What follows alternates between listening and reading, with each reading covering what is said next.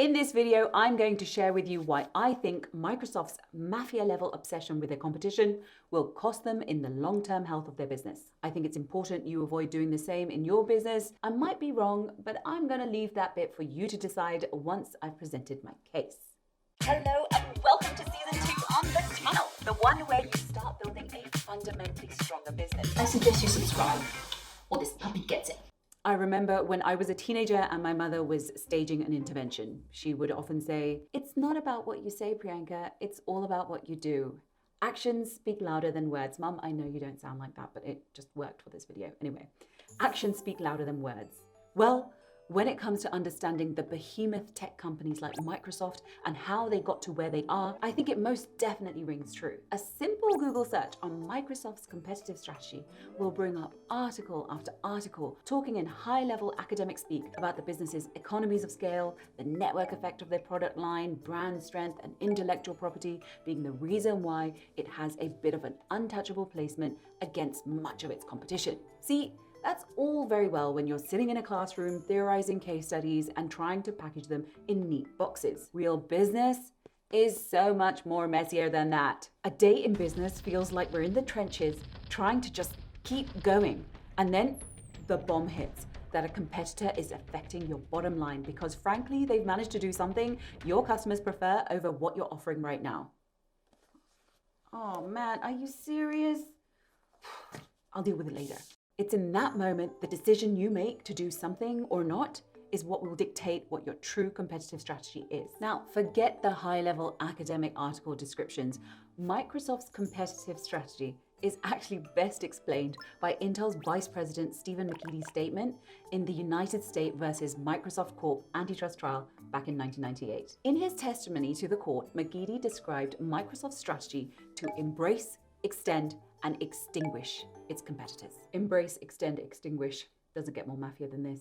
Let me talk you through what exactly this means by explaining Microsoft's treatment of a competitor, Netscape, back in the 90s. It's after this that I will tell you why this has weakened Microsoft in the long run, something that I want you to avoid in your business. Let's start. Microsoft versus Netscape. So, in the early 1990s, if you were trying to connect to the World Wide Web, you'd most likely head down to your local computer shop and check out what browsers they had for sale. After its launch in 1994, more often than not, you would be pointed in the direction of Netscape. With its regular iterations, Netscape was one of the most feature-rich browsers available, since it would not only let the user view documents at the same time they were downloading them, this was big stuff back then, but it would also allow multiple simultaneous downloads and supported JPEG image formats. What?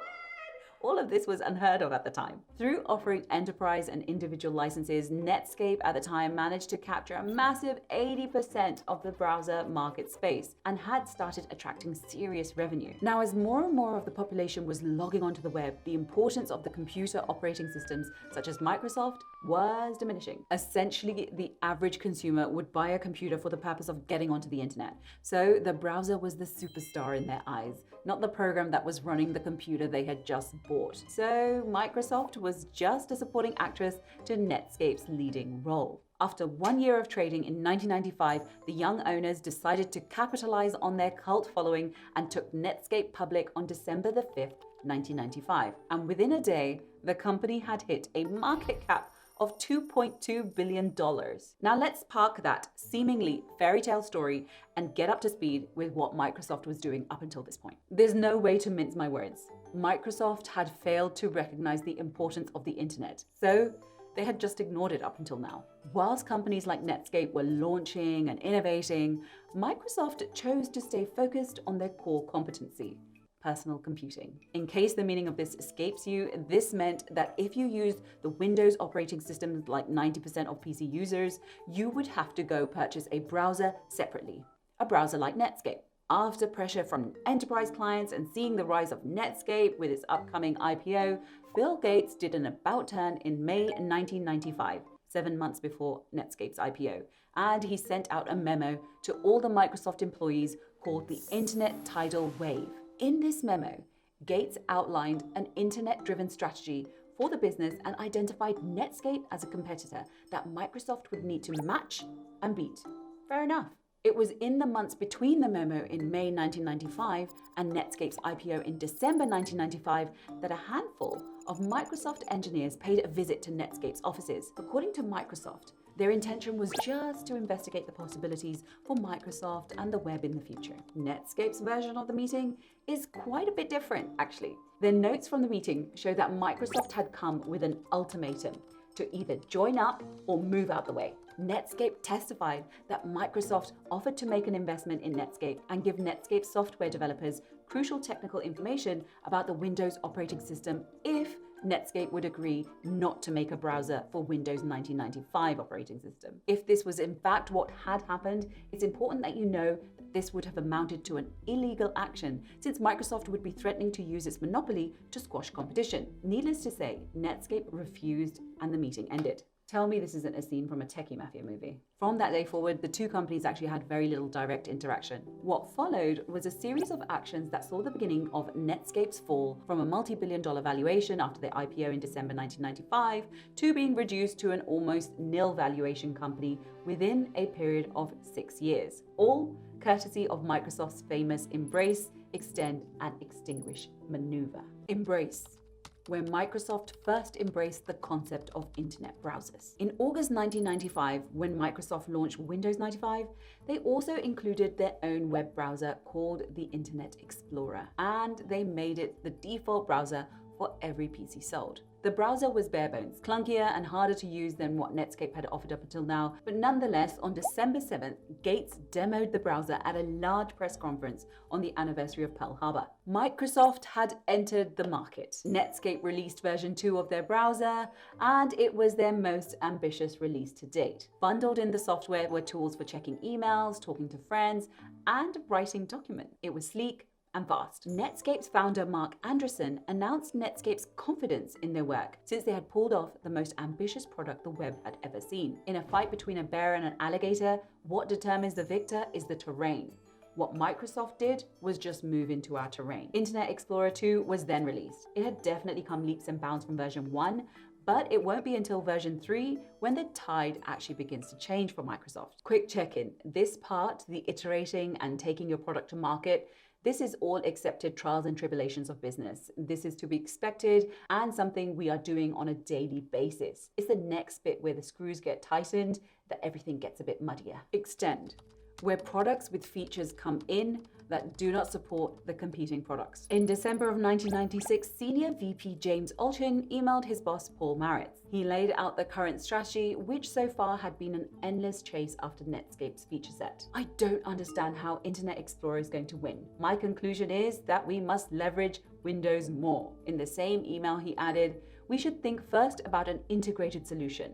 That is our strength. It was clear Microsoft had no intention to get beat. By the time Windows 98 was released, Internet Explorer came already installed, free for every user and impossible to remove. The browser also made a move to directly attack the most important features of Netscape by launching ActiveX controls. I won't bore you with specifics, but you can trust me, it was bad for Netscape. Microsoft also removed the Internet Explorer from the add and remove section, meaning that neither the consumers nor manufacturers could delete Internet Explorer from the computers. And then there was this whole distribution angle that was going on. Days after Netscape and AOL had shook on a deal to include their browser on the AOL platform, AOL abruptly changed their mind and went with Internet Explorer instead. It would later be revealed that Microsoft had made them, as one journalist described it, again, serious mafia vibes here, an offer they couldn't refuse. Microsoft had dropped their prices down to the floor and, more importantly, promised AOL precious real estate preloaded on the desktop of every copy of their next Windows release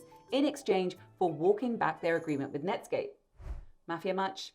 Now, this bit is about your business appetite. Some see this as going too far. Others would see this as acceptable business competitive strategy moves. I'm reserving my judgment for a little bit longer. Extinguish, where you dominate and extinguish the customer's need to use your rival's products. By 2000, Internet Explorer had 95% market share, making it the most dominating web browser in the market. If you wanted to make a living from software development, you had to make sure that your product worked in Internet Explorer. Netscape had become rendered unimportant. I think that's putting it lightly. Testifying at the Department of Justice's antitrust case against Microsoft, Stephen McGeady testified that high-ranking Microsoft executives had told him that their goal was to cut off Netscape's air supply. Using their monopoly position in the operating system market, Microsoft threatened computer manufacturers to ship their computers with Internet Explorer or face having their Windows licenses revoked entirely. They were ready to use every aggressive tactic and walk the line of legality to crush Netscape. Microsoft was to be broken up into two separate companies, one to handle its operating software and the other its applications. After this judgment, Iowa State Attorney General Tom Miller said, "When Microsoft has to compete by innovating rather than reaching for its crutch of the monopoly, it will innovate more. It will have to innovate more. And the others will be free to innovate too." Hold that thought for a second. An appeal in 2002 reversed this massive ruling, and so the Department of Justice agreed to a lighter consent decree. But by then, Internet Explorer's market share stood at around 90%, with Netscape nowhere to be found. The browser's street wars were over. Personally, I have a lot of opinions about the moral boundaries that may or may not have been crossed in the Microsoft versus Netscape saga. They are not what we're discussing here, so I'm gonna park those thoughts for my next dinner party canon. What I do want to discuss is why I think the cutthroat, yes, I'm not stopping with my Mafia vibe, it's my creative expression, guys. Anyway, what I do want to discuss is why I think Microsoft's cutthroat embrace, extend, and extinguish competitive strategy is detrimenting their future longevity rather than ensuring it. Basically, I feel they are going to be the architects of their own downfall unless they change their driving force of their business. Now, I don't particularly care for Microsoft's well-being, but I do care about ours. So for the sake of that, let me explain. 1. Microsoft and Gates didn't have their finger on the pulse about the way their market and the customer was changing as a result of the internet. It was only when a competitor like Netscape came to the party and demonstrated the market shift did they even clock that something was happening. Red flag. 2.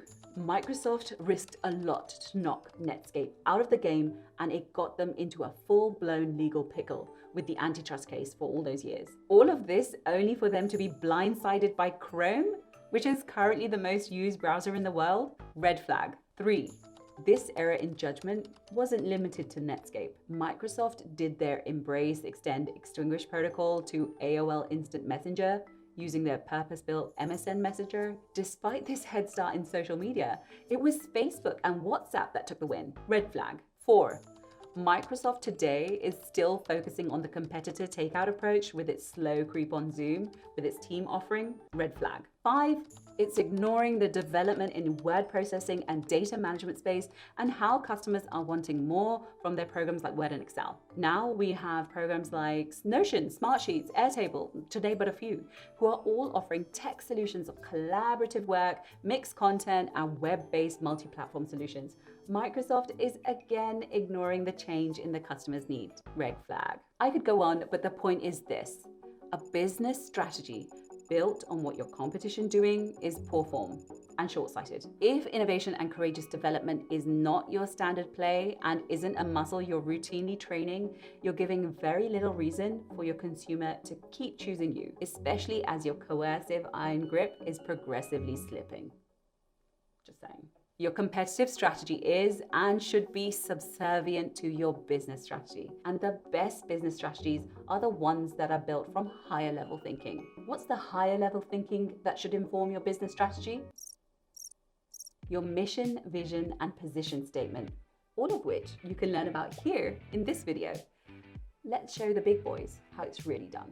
Until the next one, you've got this.